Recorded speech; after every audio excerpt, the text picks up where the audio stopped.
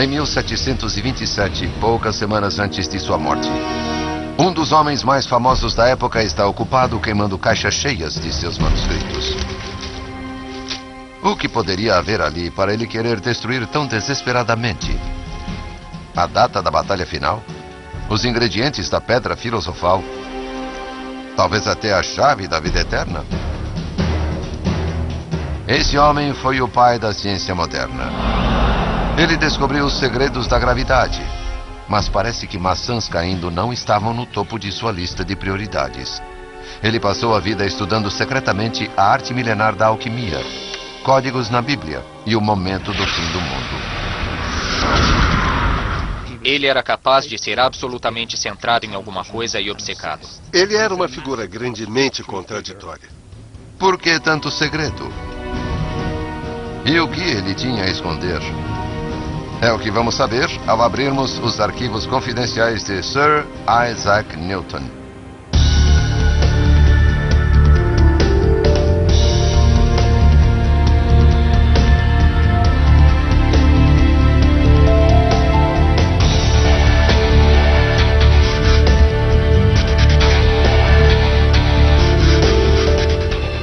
Arquivos confidenciais. Isaac Newton.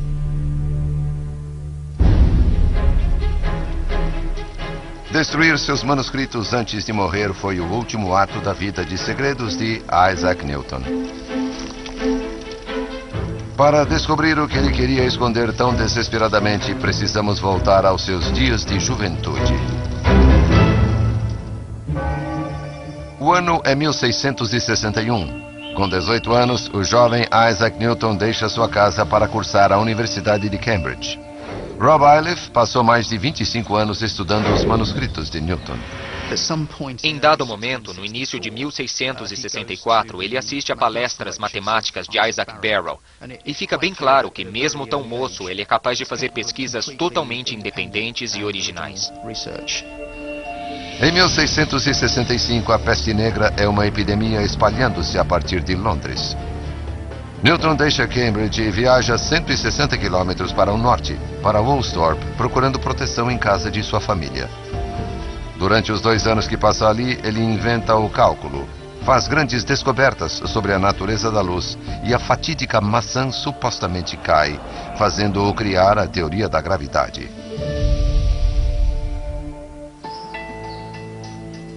No seu retorno a Cambridge, Newton descobriu leis fundamentais que governam o universo. Mas nada disse a ninguém.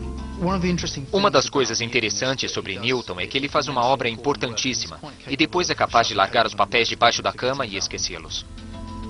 Newton é muito reservado e não tem interesse em partilhar sua obra com o mundo que viria a ser afetado por ele. O professor Michael Fitzgerald o estudou exaustivamente. Ele tinha pouquíssimas relações sociais e baixa empatia. Era desconfiado, paranoico, cruel e sádico, mas tinha uma enorme capacidade de hiperfoco, de fazer perguntas fundamentais, conduzir experimentos persistindo na questão até encontrar uma resposta. Essa capacidade única de hiperfoco atrai a atenção do seu professor de matemática, Isaac Barrow. Ele começa a promover Newton entre os colegas. O modo como alguém se tornava conhecido em meados do século XVII não é o mesmo de hoje. Era algo pessoal. Seu trabalho era mostrado a vários luminares, e eles reconheciam que você era uma figura importante na profissão. E foi o que aconteceu a Newton. Isaac Barrow começou a mandar um dos 2 trabalhos feitos por Newton, e um pequeno grupo fica então sabendo que essa pessoa é um matemático de talento. E todo matemático da época quer a honra de se tornar membro da recém-fundada Royal Society. Kit Moore é bibliotecário da Royal Society hoje. Em 1660, quando a Royal Society foi fundada, era uma faculdade para a melhoria do conhecimento natural. Membros da época de Newton incluíam cientistas eminentes, como Robert Boyle, Christopher Wren e Edmund Halley. Eles estão interessados em ouvir as ideias desse jovem cientista renegado, mas conseguir que o reservado Newton se envolva não é tarefa simples. Ele se torna mais brilhante e ainda mais solitário. Newton trabalha obsessivamente. É recluso e escreve grande quantidade de material que ninguém vê. Esse é o conhecimento que ele está desenvolvendo para si próprio. Andrew Gregory é especialista em história da ciência. Creio que ninguém descreveria Newton como popular e cordato em nenhum momento de sua vida. Ele é muito obsessivo sobre seu trabalho e, fora dele, poucas coisas atraem seu interesse. Newton permanece trancado em seus aposentos, falando apenas com poucos homens que ele respeita, tais como Barrow. E é outra intervenção de Isaac Barrow que finalmente impele Newton a sair do recato para a evidência. Newton é a primeira pessoa em 1667 ou 1668 a fazer um telescópio refletor de trabalho. Ele o mostra a Isaac Barrow, que envia o telescópio refletor de Newton à Royal Society. O telescópio de Newton é revolucionário porque é 10 vezes menor que os telescópios equivalentes da época. Estes eram telescópios refratores que usavam lentes para aumentar objetos. Quanto maiores as lentes, melhor o aumento. Mas para ver pontinhos de luz como planetas e estrelas, eles tinham de ser enormes. O telescópio de Newton usa espelhos em vez de lentes. Esses telescópios refletores podiam ser muito menores para ter o mesmo aumento, sendo muito mais fáceis de usar. Mas o tamanho não era o único problema dos grandes telescópios antigos. Eles causavam pequenos arco-íris em torno da borda dos objetos, tornando difícil vê-los claramente. Esse efeito é conhecido por aberração cromática. O telescópio de Newton não tinha esse problema. Instrumentos refratores eram muito grandes e a aberração cromática era difícil de ser resolvida. Newton, de uma vez só, parece ter solucionado todos os problemas dos cientistas. Depois de receber o telescópio inovador de Newton, a Royal Society quer ver o que mais esse estranho personagem tem a oferecer. O secretário da Royal Society diz a Newton: "Isso é extremamente interessante. Você tem mais alguma coisa?" E Newton diz: "Sim, tenho uma coisa guardada há alguns anos. Não vale muito, mas acho que é a maior descoberta da ciência." E ele manda para a Royal Society seu famoso estudo de luz e cores. Esse estudo que Newton vinha mantendo em segredo era a descoberta que o levou a usar espelhos em vez de lentes em seu telescópio. Newton descobriu que quando você passa a luz através de uma lente, ela se divide em suas cores constitutivas. Se você passar essas cores por uma lente, elas não se dividem mais. A teoria de Newton era de que essa luz branca é feita dessas cores constitutivas. A descoberta de Newton revolucionou o modo de pensarmos sobre a luz e a forma de construirmos telescópios. Os velhos telescópios refratores tinham revelado os planetas e suas luas, mas os telescópios de Newton atraíram claramente a atenção pela primeira vez. Newton é finalmente reconhecido por sua obra incrível e começa a se abrir para o mundo.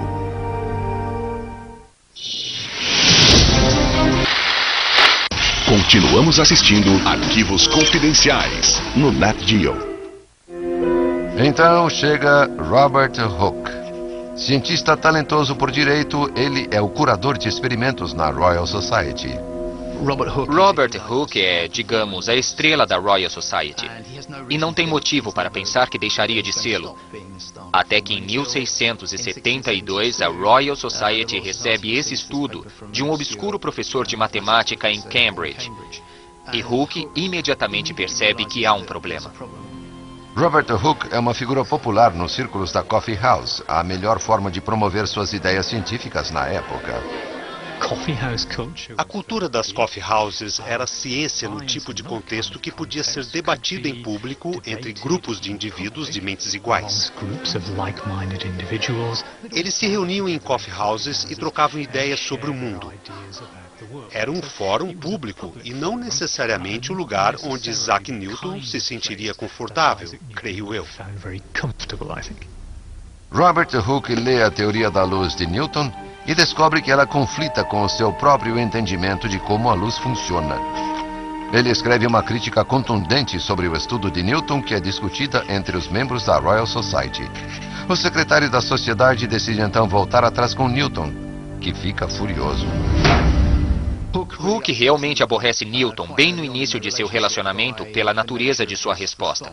É bem negativa. Não há muito positivismo sem o tipo de coisa que Newton gosta de ouvir. Isto é, que ele é um grande homem e que transformou a física. Newton se arriscou muito permitindo que outros vissem o seu trabalho. Agora fracassou. E Hooke está prestes a sentir a ira de Isaac Newton. Ele envia uma carta de 20 folhas para a Royal Society explicando exatamente por que Hooke está errado e ele certo. Insultos são trocados até que Newton finalmente se cansa. Ele volta para seu próprio mundo e anuncia que não publicará mais nada. Mas seu trabalho científico não é tudo o que ele está mantendo em segredo. Durante anos, ele vem se interessando por um trabalho mais misterioso com o dragão, o verme venenoso e o sangue do leão verde. Graças ao seu isolamento recuperado, ele pode agora se concentrar nessa prática ilegal. E é exatamente o que ele faz. Ele se torna um alquimista. A alquimia é a prática milenar da busca por tesouros lendários, tais como a pedra filosofal que poderia transformar metais básicos em ouro. Na época de Newton, isso é visto como uma bobagem, mas ele fica obcecado, com frequência se esquecendo de dormir ou comer enquanto os metais queimam em seu cadinho. A alquimia para Newton continha o potencial para conhecimentos secretos. Ele lia obras de alquimia, fazia experimentos, e isso é bem diferente dos princípios da revolução científica, onde você estaria aberto para a sua ciência. Uma década mais tarde, o trabalho secreto em alquimia de Newton sofre uma interrupção quando o famoso cientista Edmund Halley reacende o interesse de Newton na ciência com discussão científica. Halley frequentava coffee shops falando sobre a teoria da gravidade e a órbita dos planetas. Robert Hooke afirmava que já havia provado sua teoria, mas após meses esperando para vê-la, Halley continuava de mãos vazias e então se voltou para Newton. Edmund Halley foi visitá-lo e perguntou se ele podia provar que havia uma relação entre as órbitas elípticas dos planetas conhecidas e uma lei do quadrado inverso. Newton disse que podia, pois tinha provas. E de acordo com a história, ele corre para procurar em meio aos seus papéis, mas volta e diz: "Desculpe, eu não consigo achar." Porém, 3 meses depois, a Royal Society recebe um texto extraordinário de apenas 11 páginas. Nesse período de 2 ou 3 meses, Newton escreveu a base, digamos, da física moderna em 10 ou 11 páginas.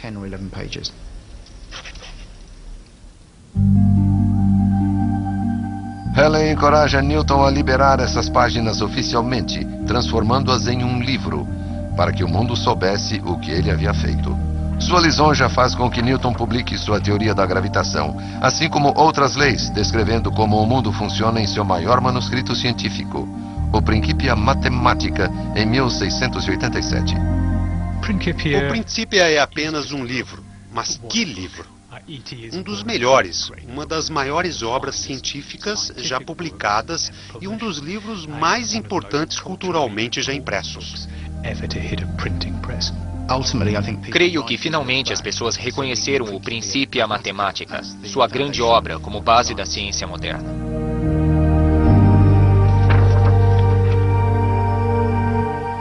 Mas o arquirrival de Newton, Robert Hooke, ainda reivindica ter provado primeiro a teoria da gravidade de Halley.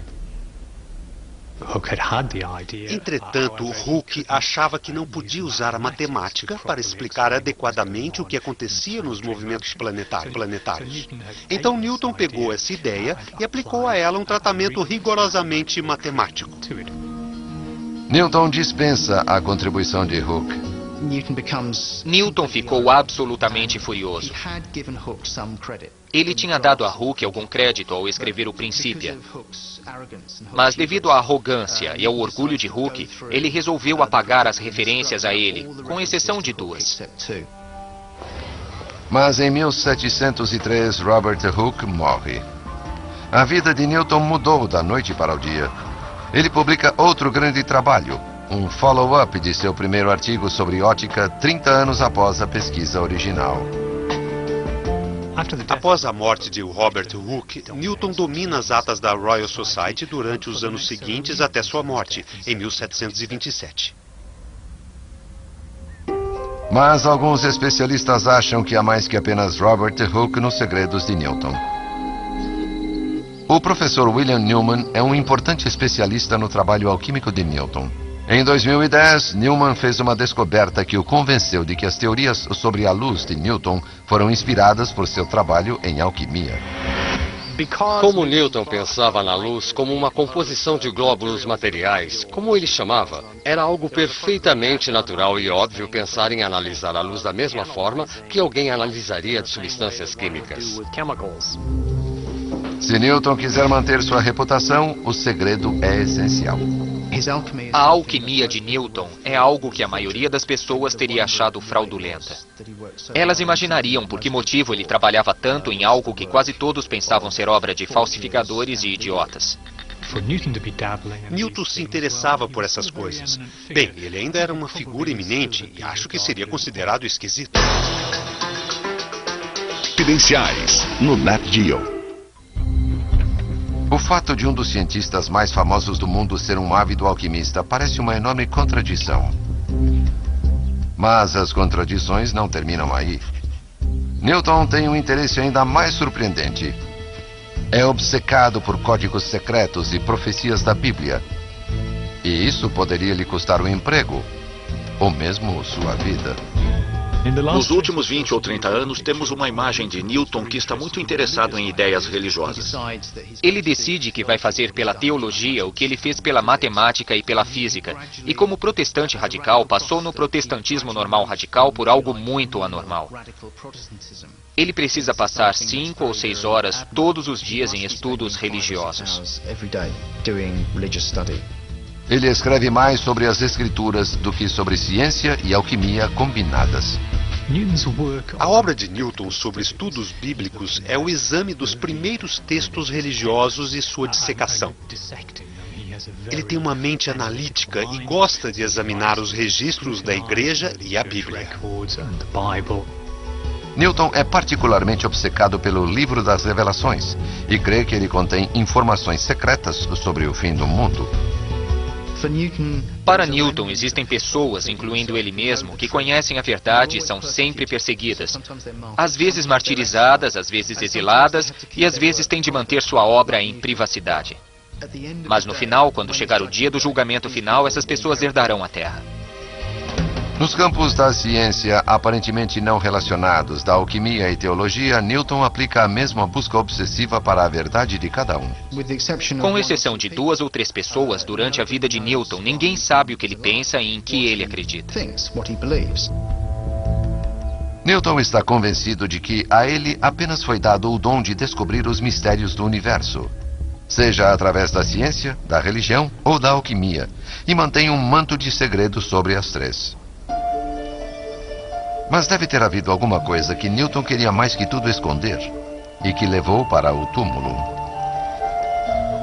Sabemos que ele destruiu centenas de papéis semanas antes de sua morte. Existem 2 fontes dizendo que Newton queimou algum material antes de morrer. Na primeira, alguém afirma ter visto Newton queimar grande quantidade de material antes de morrer, que quase certamente deveria ser referente à teologia. Mas não sabemos por que ele faria isso, já que o material deixado é herético de qualquer forma. Não podemos imaginar o que seria pior a ponto de ele querer queimar. Acho que ele queimou alguma coisa de alquimia, porque a vasta quantidade de notas de alquimia é de autoria de outras pessoas. E deve haver milhares de palavras de reflexão de Newton que ficaram perdidas para nós. Os papéis que Newton queimou antes de morrer poderiam ser cópias de material existente que ele queria jogar fora.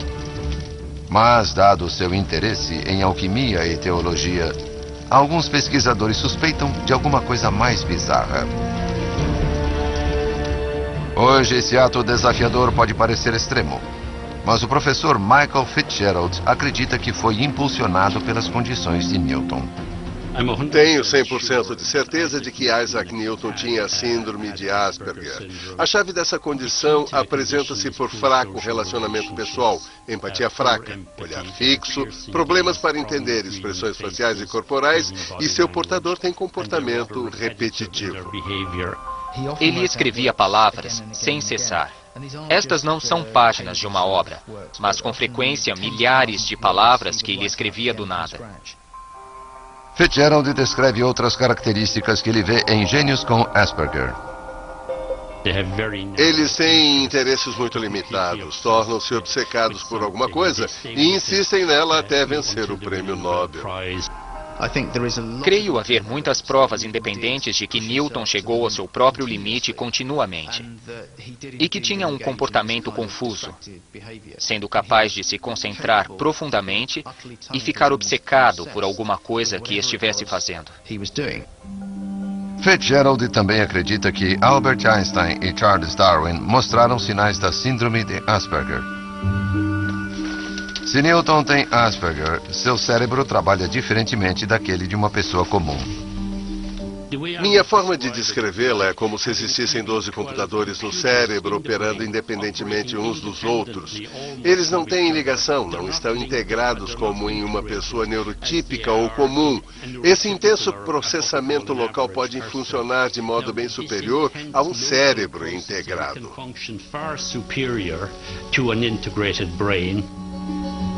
A síndrome de Asperger não apenas ajuda a explicar o gênio de Newton, como o seu aparentemente disparatado interesse em teologia, alquimia e física. Diferentes áreas de seu cérebro trabalhando independentemente, mas cada uma delas com intenso poder local. Ele é uma figura grandemente contraditória e isso é muito comum em gênios. Eles têm o seu lado científico e seu lado irracional voltado para o oculto ou assuntos espirituais. Isso é completamente bizarro, mas é muito comum em pessoas com a síndrome de Asperger ter essa divisão. Fitzgerald acha que a vida de Newton teria sido bem diferente sem Asperger. Se Newton não tivesse tido a síndrome de Asperger, creio que ele não seria Newton. Não estaríamos falando sobre ele hoje, ele seria apenas mais um agricultor. Quando Newton morreu, era um dos homens mais famosos do mundo. Newton é agora uma figura mais de sua época. E entender como ele via o mundo e como sua ciência emergiu é o modo mais interessante de contemplá-lo. A imagem de Newton hoje é muito mais complexa do que a do passado. Mesmo assim, seu status como cientista não mudou nem um pouco. Ele é o maior cientista dos últimos 1000 anos. Se Newton tinha síndrome de Asperger ou não, uma imagem mais verdadeira e interessante está emergindo de um homem cujo gênio lhe custou o benefício social, mas que é festejado como uma das personalidades mais influentes da história. Versão Marshmallow São Paulo.